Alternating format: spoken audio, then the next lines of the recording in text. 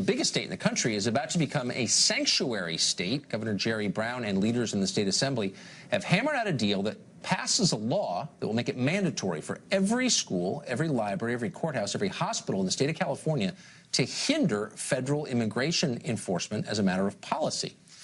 That's not California's only bill intended to protect illegal immigrants. Another bill just passed by the Assembly would bar landlords from reporting suspected illegal immigrant tenants to the feds and expose them to lawsuits if they disobey, if they attempt to see the law enforced. Alex Rostra is an immigration policy analyst with the Cato Institute here in Washington, and he joins us.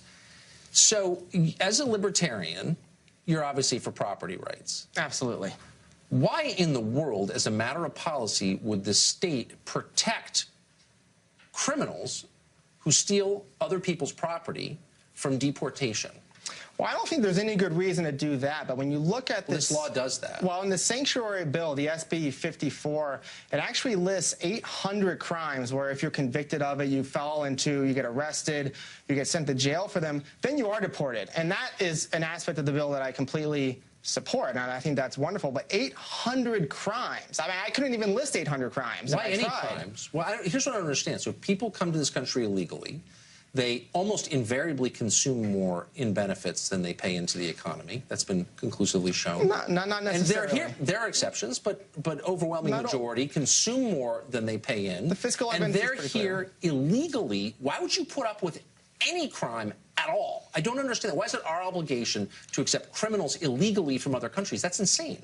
Well, it is to accept people who are criminals, and what this does is it takes a look at people who are not violent or property offenders, people who haven't violated the rights of other people, who haven't committed serious crimes or felonies. How about any crimes? And it says we're going to focus our scarce law enforcement resources on those who are actually harming other people. That's not actually what it says. The government only has scarce resources and needs to. Okay, the state of California is not worried about the federal government's budget problems. The state of California is not saying we're trying to save the U.S. money.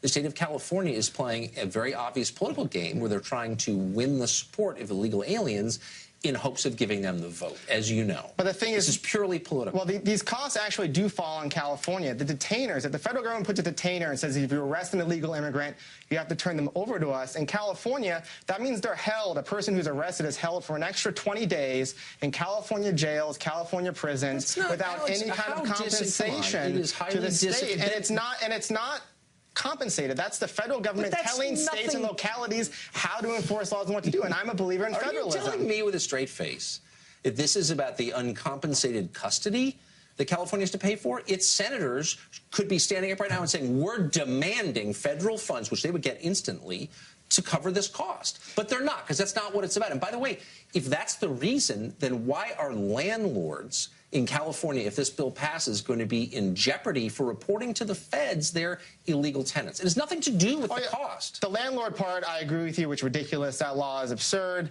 But the portion about but California bears the cost of federal immigration enforcement, just like every other state does when the feds tell them that they have to hold these people in jail for 20 days on average or more and put them into it. That's just totally a red herring and silly, and you know it's silly. Well, it's a big cost that the taxpayers of California have to bear. They decided not to. For in this case, non-violent and non-property criminals. Really? Why should we waste government resources on people who aren't hurting people in this country? Then why is California giving benefits to illegal aliens? What, I mean, if it's a cost-saving thing, what benefits are you talking about? Well, how about public schools? Well, unfortunately, the Supreme Court in 1982 in the Plywood v. Doe decision said that states all have to give public school. In terms of medical care, the federal government during the 1986 EMTALA Act also said that emergency care So you think the state of California is upset about that? This is a lie, and I don't want to play along with it anymore. As you know, it has nothing to do with cost.